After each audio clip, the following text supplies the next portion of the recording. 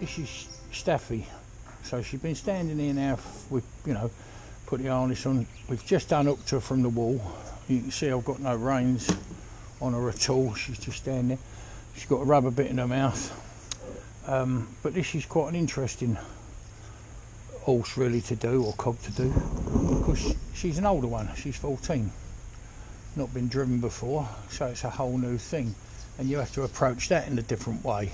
And when I say you approach it in a different way, if you had 4 or 5 of them this age, then they'd all be different in themselves. Being an older horse, it's set in its ways.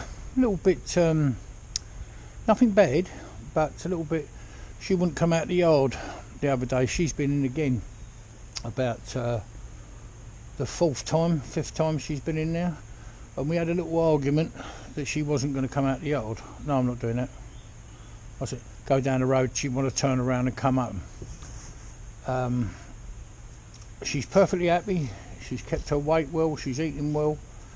What's nice, if you just look here, you can see by her hip anyway that she's resting her foot.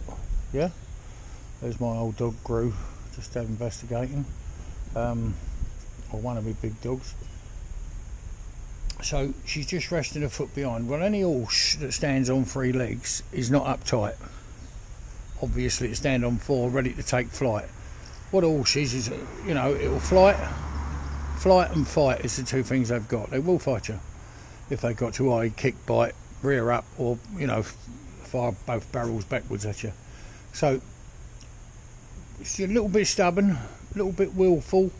I don't do that. That's what I do. I go for a little act quietly, and that's what I do. I don't do anything else, so don't ask me to. Now she's lifted her hip up. She's standing on 4 feet. Yeah.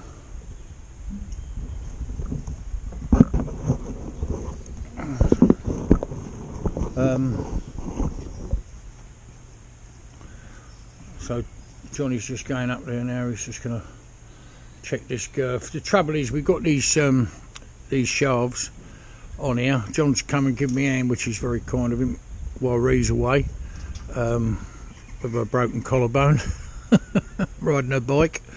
So John's just checking that up there. But the other reason we've done that is the mare's not moved towards him, and you can see there again the foot up, can you see, just at rest, and she's standing. So what I want to do, I want her to leave here at the walk quietly. I want to have her on a slacker rein than even I would drive normally, and I drive on a slack rein, a light contact, I would say, very light contact with the horse. You can see the rubber bit in her mouth, yeah, and she's been used to a steel bit. Not necessarily a harsh one, but she's been used to it. So she's settled very well. Everything's good. Everything's lovely. I want her to walk away from here, walk down the road like that, and I will give her every opportunity to turn round, or attempt to turn round and come home, or stop, or not go forward. I will give her every opportunity to do that, so I can then correct her and persuade her to do what I want to. And with a horse of this age, on this particular horse, it wants persuading. So I will change the tone of my voice, but it'll be slightly softer tone. So if she doesn't do what I want her to do, it'll be slightly softer, and then I'll increase it if I've got to. She's a sensitive mare, and she don't want all that. They're all so different. I wish I could explain to you. And even when I've subdivided them into categories, then you've got to subdivide them again. And I've never had 2, and I can honestly say that out of all the hundreds or thousands now of horses I've trained, you never get 2 that are identical, that do exactly the same thing. They've always got some little thing. When you get really into it and you understand and you can read the body language and know what they're saying to you, and also that portrays their attitude towards work, their attitude towards humans, how they see us, how they see other horses. When you subdivide all that, God, you need some pigeonholes to put them all in. Please believe me, you do. So I've learnt over the years that, see this horse standing here now, I absolutely love. She knows she is free. Please believe me, when you let that chain go and you drop it against the wall, it makes a clonk. She's heard that lots and lots of times when she's been in a pair, when she's been in single. So she knows that's it. She knows the gate is open, as you can see up there. The gate's open. Yeah, we're all ready to go, and yet she's standing there lovely. What I want her to do now is she standing there in her little mind thinking to herself, God, we ain't got to go up the road again, have we? Or is she standing there because that's what I want her to do? And this is one of the things she's found hard. She'd get a little bit uptight because she didn't want to do. You know, she didn't want, not she don't want the harness, because she'll stand and go, well, she has that put on, lovely, she loves the rubber bit, everything like that. But I think it was a little bit, I don't do this, a bit cantankerous, you know, possibly. And that'll be her age a little bit, when a horse has been doing it for years, a certain thing being ridden, why should they, you know, change what they do? They say you can't teach old dog new tricks. You can, certainly with a horse anyway. Don't know about dogs, but with a horse you can, as long as you go about it the right way, and that's something you learn over time.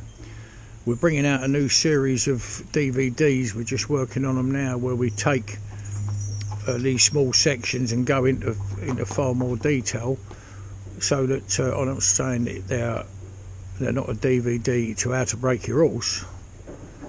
They're a DVD how I go about it, with the type of horse it is, the type of animal it is, its attitude, etc. Now you see that just had a little deer across the road. They bark like a dog, you know, it sounds similar to that. And she just pricked her ears up and had a look, but never moved. Still got her leg at rest. She just changed dips now, dropped this hip this side. So just a lovely, lovely thing, yeah. Nice pony, though, coin pony, lovely, but just needed, had the attitude, no, I'm not doing that, I don't do that, mate, sorry, I don't do that. You know, my attitude, yes you will, but you've got to do it nicely with her. No point in pushing her, shouting and all that silly load of carry on and smacking her and all that. Don't need that, we just need to ask her, firm, right, be firm, yeah, have some rules, but be kind, you know. That's it, so we're going to start off now. And this little baby's called Saffy. I'm just adjusting my reins, which is the other thing I've been working on. See me move these reins, she doesn't attempt to move away, you know. Walk, stand. So she's, you know, she'll stand there. Although I've picked the reins up, they was round her court, was caught under the straps, on the loin strap and that type of thing. But, what's it? Okay, babe, walk. And that's what I want. That's absolutely lovely. Just walking away there, no resistance at all.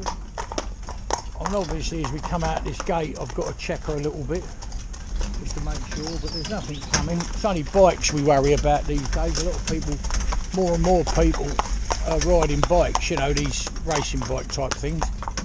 Loads of people doing that these days. So, there we go, absolutely lovely. Here's prick forward. See the towel off her quarters. Yeah, come over, darling.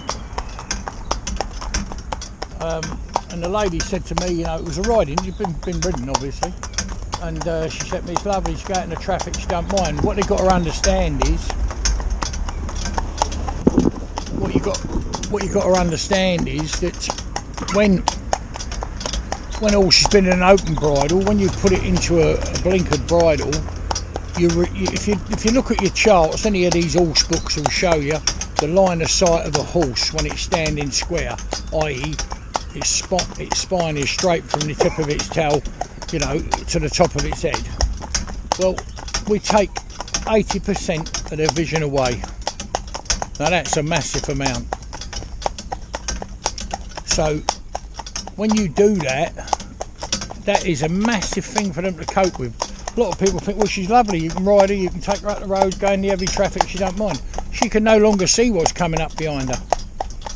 She's restricted in her sight to the side. All she's got is a tunnel vision going forward. Obviously it fans out the further she looks down this road, but the truth of it is, that's it. And if you look on a chart and you remove the line of sight, you know, there'll be a picture in the book sometimes showing you the line of sight. So like with their near side eye, when they're standing up as she is now, she can see her right side quarter. Yeah, if you look on your charts you'll see that. So she's going down here absolutely lovely. Now she's on a slack rein, you can see they're just laid on her back. if she chooses to turn around and come home, then she could. All I'm doing now, I'm putting the brake on very slightly. She's going downhill, yeah, just slightly. She's already done, you know, started holding it back and learning how to do that and using her britching. And she's going down here fine. That's lovely. It's slack rain. We go past this motor car. People say to me, "Oh, you're crazy." Well, I've got to tell you, maybe I am. But when horses are trained properly, they will do anything. You've only got to look back in time, back in the, you know, 18, I don't know, 18, well, you know, I suppose 1850, 60, you had to, you know, your butcher's shop, he'd go out and deliver the meat with a cart. He had to move quickly because of, you know, obviously the meat going off. It weren't like vegetables. So he'd have a little light cart. There wouldn't be a lot of meat on your plate, but there'd be a lot of veg. So obviously he didn't need a great big cart to do his rounds, and he'd fly around and do them. And he had a good pony that would get on, or cob, or even acnes often, and he'd step round. But I've got to tell you this, right up through into the 40s they were still being used. Before the war, you'd still see the butcher going around, you know, delivering meat. And that was when, you know, when the first motor cars come out, they made a terrible noise. Traction engines, all that sort of stuff, they coped with that, didn't they? But I've got to tell you, a butcher's cart only had one seat, and there weren't two milkmen going around either. Or your bread man, or anybody, the coalman, yeah? Well, the coalman, there might have been two lads on that, but it wasn't because he needed hand with his bloody horse, was it? He just knew the job, you know.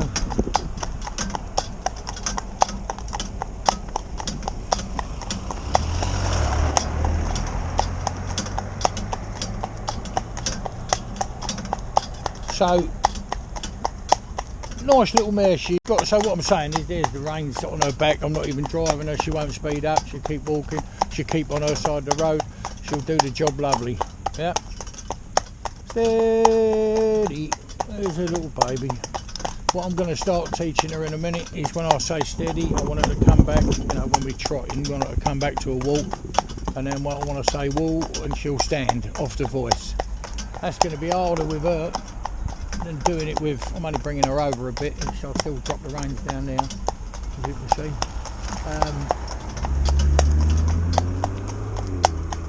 But that's going to be harder to do, you know, when you've got a young horse and it knows what you want. So what I'm going to do now is, so very light contact, just lift the reins, steady, steady. Steady, whoa, whoa, whoa. Remember, she'd never been, no one's ever said whoa to her, have they, when been riding her? So she's learnt that, and I'm going to just ask her now, come back, baby, baby, come back, darling, come back, my little sugar plum. That's it, my babe, come back, darling. Yes, you are, you good girl. Stand still, walk. So I think that's, you know, very pleased with her.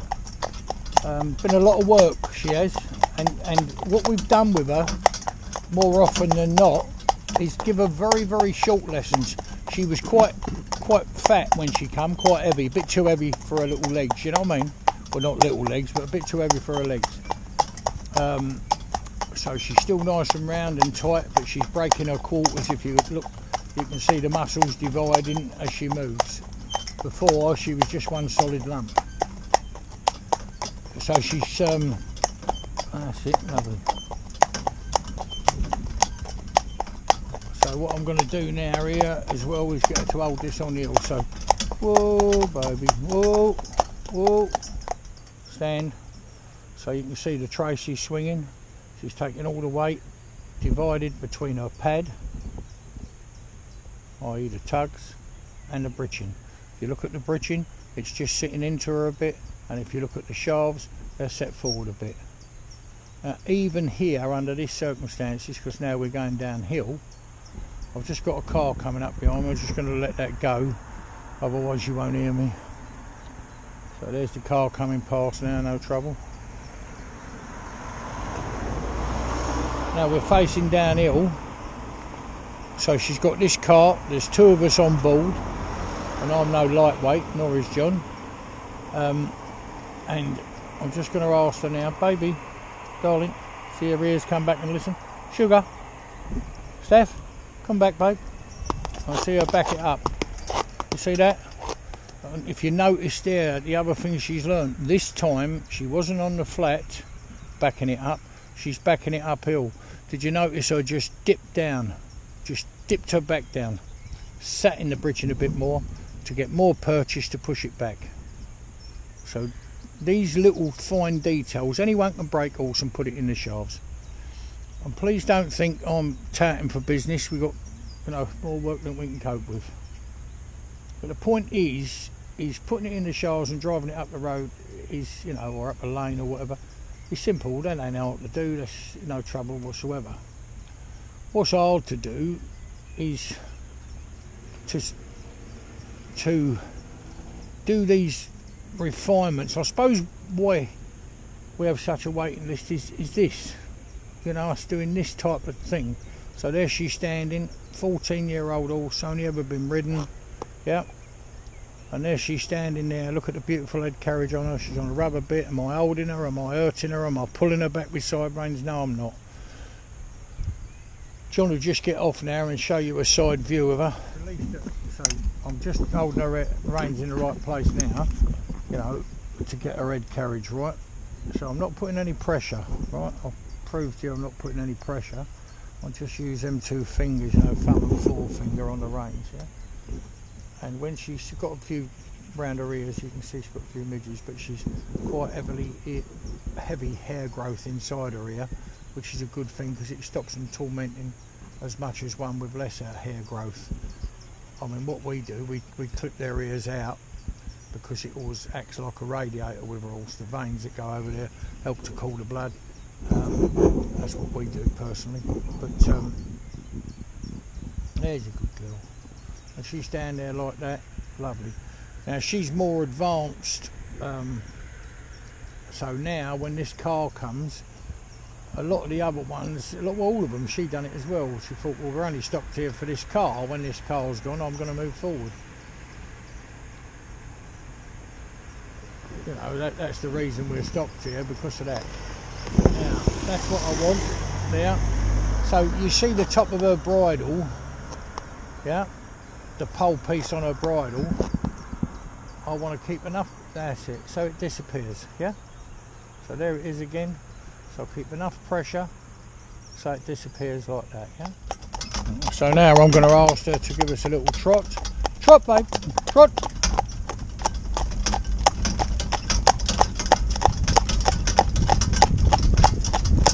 I'm keeping my hands very still, and she will drop her head and start developing her head carriage.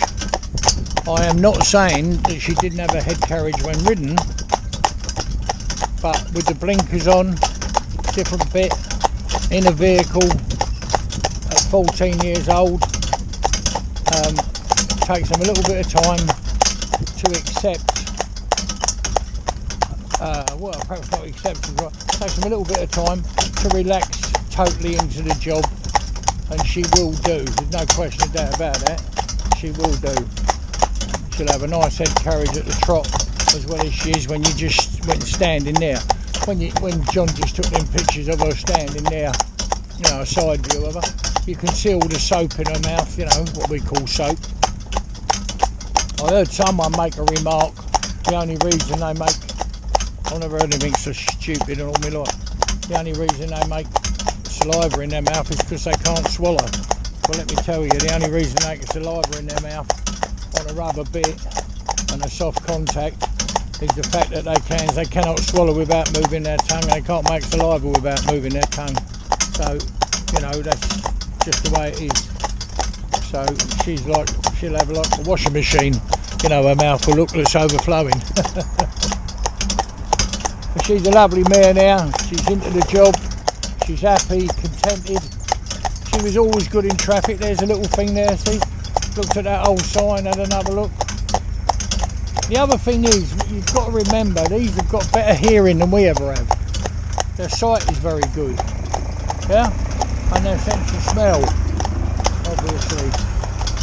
So, you've got all these other things. So when you've got small animals, birds, etc., moving around in that hedgerow, she'll hear it far better than we will. Yeah, her level of hearing's a lot harder, a lot higher. So, you know.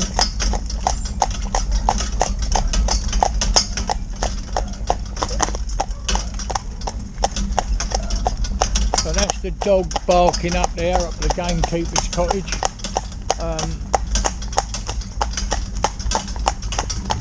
But see, that's just lovely. I just love that, you know. And she's staling going along, so she's, you know, she's staling as we're going.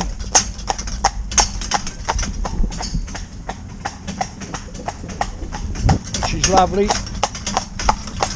They find that. They do it as being ridden, but you know, she's at the trot and she's staling, so that's good.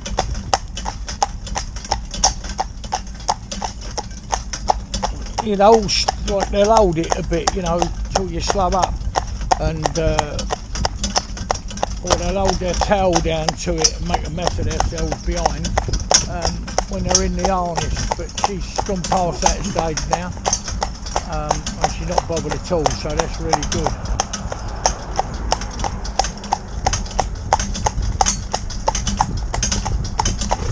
So as I say, you know, what we do here is, I suppose, while we have the waiting list, is because we take them to the other level. It's not just a case of putting them in. You know, a lot of people apparently, only what I've been told, I'm not here to judge anybody else. I don't run anybody else down. There's a few that run me down, but I don't run anybody else down.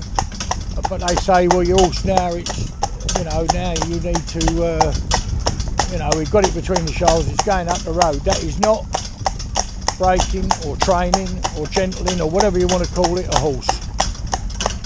It's after that. It's all the other little things that might affect it. Now you've got it into the vehicle and it's pulling it. It's all the other things that might affect it. Because now what you've done, you've secured this to a big lump of metal either with 2 or 4 wheels, yeah? So you've got to make sure that nothing bothers it. And this mare now is coming up to the time, and it, you know, as I say, we don't have a time scale.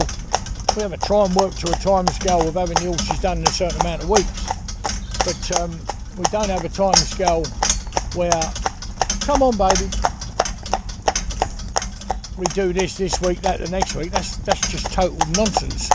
You can't do that. It's just crazy. You know, they're all different, so we might, you know, pull the metal sheet with horse, you know, the metal sheet we put down under the carriage. We might pull that the first time we take them out. It might be the 10th time we take them out, but they will do it before they leave, and you can only do things when they're ready. And I suppose, come on, that's the skill. Knowing when they're ready. Knowing when they're ready is a very, very, you know, it's a thing that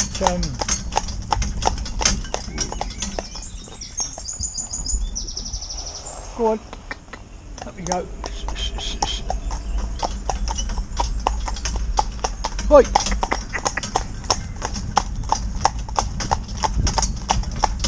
There's old sign here, you see, no trouble at all. And it is hard, you know, for all, you know, they're set in their ways, isn't they? It's like, you know, a man goes and does a job, he's a bricklayer, all of a sudden there's no work for that sort of thing anymore, and now he's got to be a plumber. Well, it's harder to learn, and when you're 15 and 16, a youngster, you know, it's easier to learn then.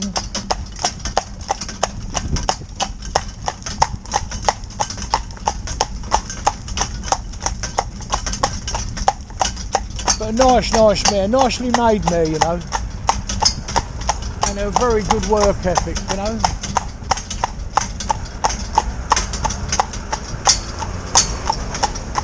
Going up here, slack rein, look.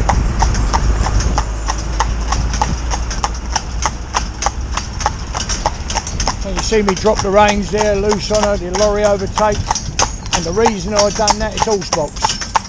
So often the horse inside will be calling out because they can hear the one clip-clopping along, and it certainly will be carrying a smell of horses. So that's a wonderful thing to do, that she'll do that and cope with it so well.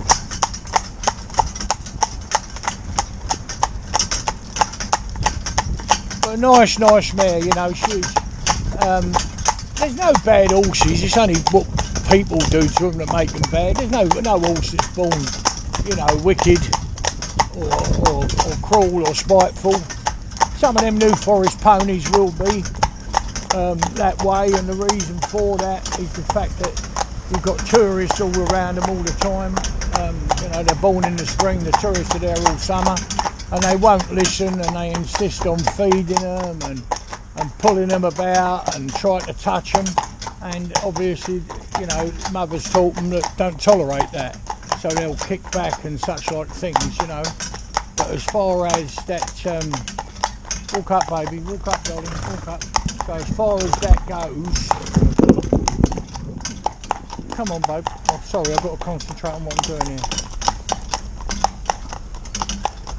Also, I've got to speak to the girl that owns this, just to see when it had its teeth done.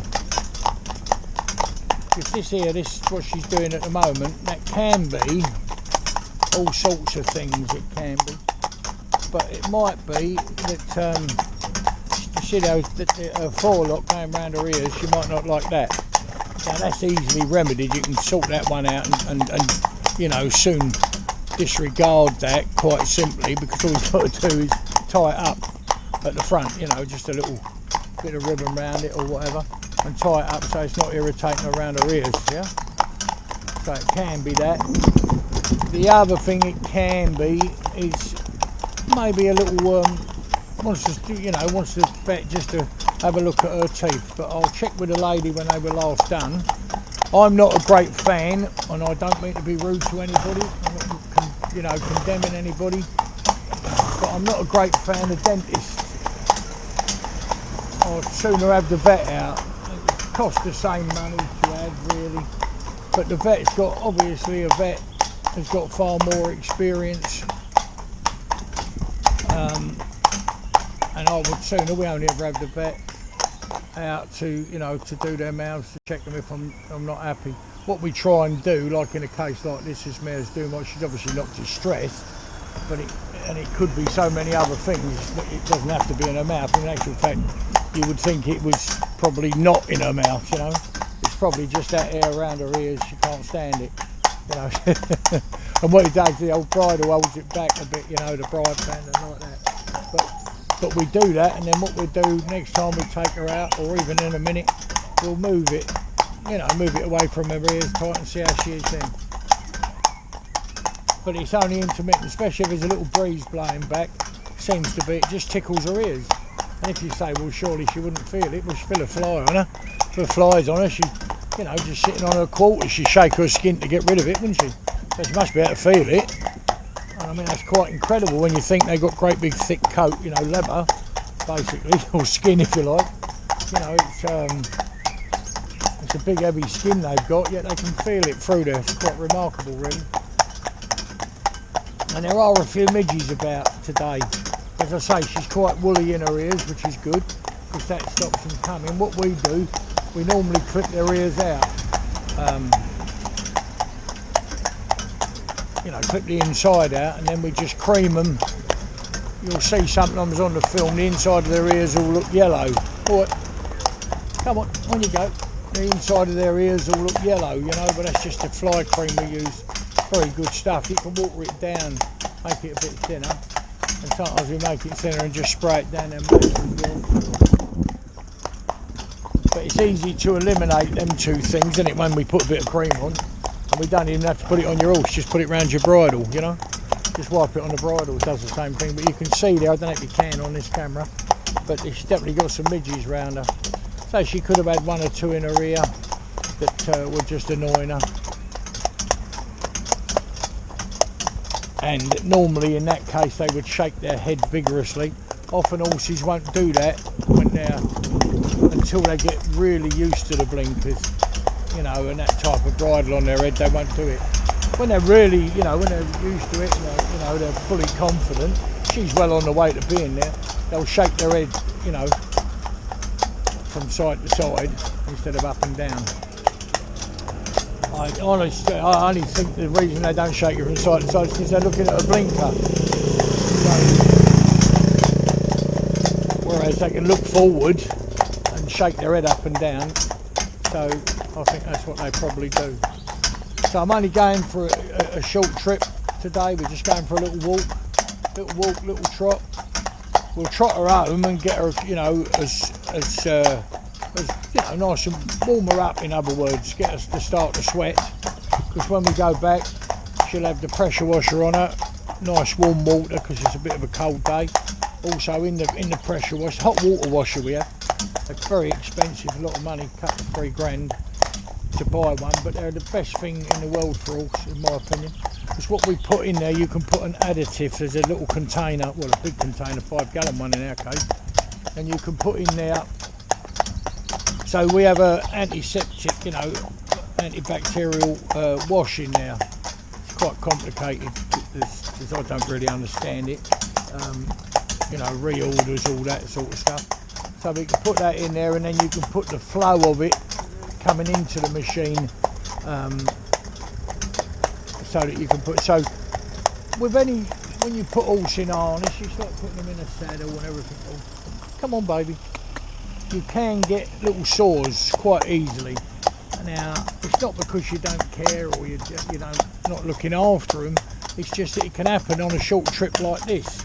Like the other day, for instance, you'd never believe it. I come back to the yard with a pony, and I thought, whatever's that? And they've been cutting the hedge, you know.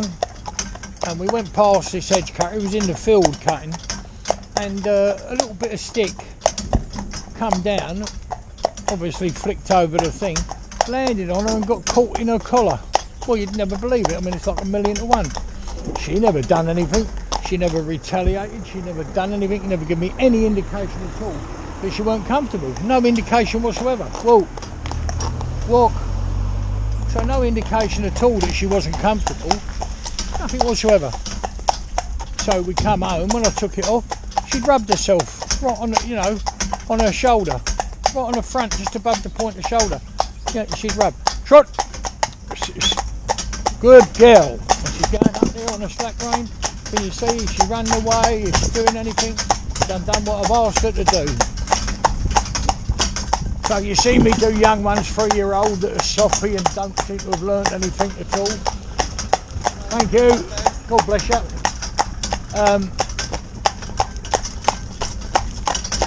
You know, young ones, and now we've got a 14-year-old coming 15, and there she is doing the job as well. A lot of people ask me, can you break an older horse? Well, there's the proof. And also the other thing is, which is more important than anything else, more important than any of us, walk, steady babe, just walk. What's far more important, that this horse is happy. Her tail's off her quarters, there's a little bit of movement in her spinal cord, you know, the tail, the dock itself, there's movement in that. Her ears are pricked forward, her head's up, I can drop the reins on her back, she don't run off, you know, she don't get startled, she don't get upset, anything like that at all. Just copes lovely. She's going down here now, can you see her holding this back? Look at the traces, look. Right, and I can hold her back, and she's only got a bit of rubber, and there's 2 fingers, yeah? And I can hold her back. But more importantly, I can let her go. And she'll hold it back. Now that for a 14-year-old horse, can you see, look, I've got nothing on her at all. And she's doing what I've taught her to do, what I've asked her to do, what we've worked together, me and her, to achieve. And I'm over the moon with her. It's a lovely, lovely little cog. And she's got a whole new lease of life now, hasn't she? Because the lady, I think the lady said, can't ride anymore, you know, or isn't, yeah, I don't think she can ride anymore. I think she's, come round my darling baby, come round darling, come round baby child. So we're going to go into the river now, and we're going to go in at a bit of speed, so I want her to splash in. Up babe, come on, go on, up you go, good girl. Come on, up. Come on.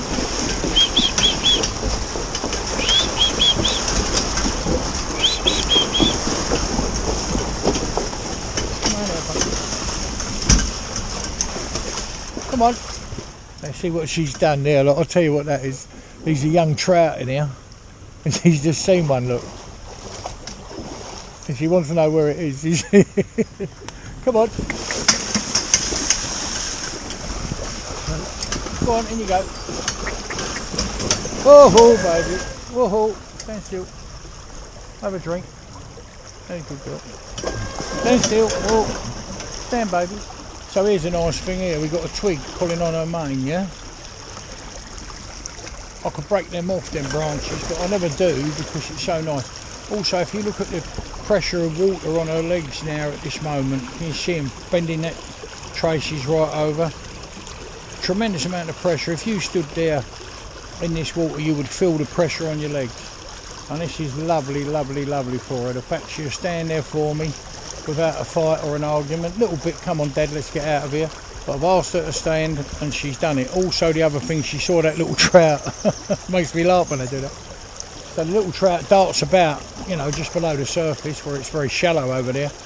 And it unnerves them. And then they think, oh, this water's alive with sharks or something. I don't know what goes through their head. There's one there, look, big trout just here. Right by our wheel here, can you see it? Just come round behind, it's gone round behind you. Real big trout, I mean, well, I say a big trout, about a foot long. But this is what I want, that's lovely. She's putting her head down. Like that, look, can you see? And she's playing with the water, that's lovely. Now, the fear's gone, you know? She's not worried, she won't put her head down there, you know, if she was worried what's under the water. So that was a bigger old trout just down the wall there. And they move quite fast, and brown trout as well. So that's lovely, but you see the pressure on her legs there, she's accepted it, doing it. I'm really pleased with her.